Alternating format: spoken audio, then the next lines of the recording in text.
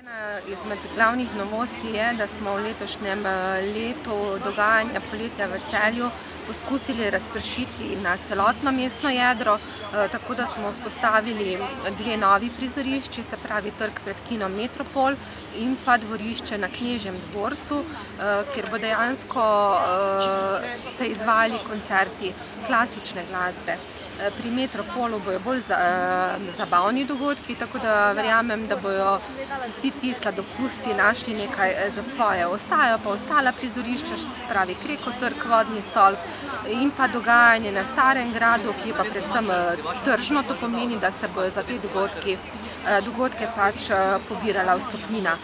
Večji dogodki, ki jih planiramo v okviru Poletja v Celju, eden taki se prične že naslednji vikend, se pravi 5. in 6.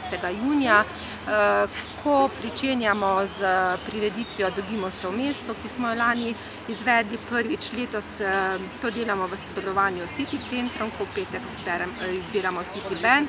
V soboto bo pa dogajanje razpršeno po celotnem mestnem jedru, ne samo na Krekovem trgu, tako da je predvsem dogajanje v dopoldanskem času za družine z otroci. Na voljo bo tržnica na Stanetovi ulici, v popoldanskem času se bojo pa na Krekovem trgu pričeli odvijati koncerti.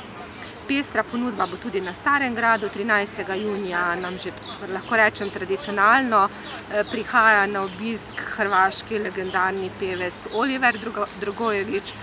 Zvrstili se bodo še 3 koncerti v okviru poletja, slovenska popevka Josipa Lisac in pa zaključujemo to z Klapo in Trade.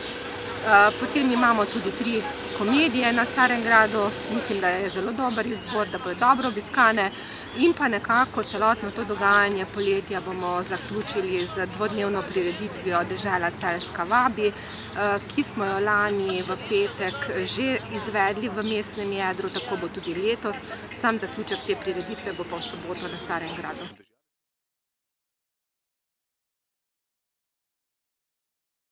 Koncerte na Starem gradu ne bomo odpovedovali, za dogodke imamo rezervirane dvorane. Za Oliverja, če bo slabo vreme, bo koncert v dvorani Golovec, ostale bomo verjetno izvajali v Celjskem domu.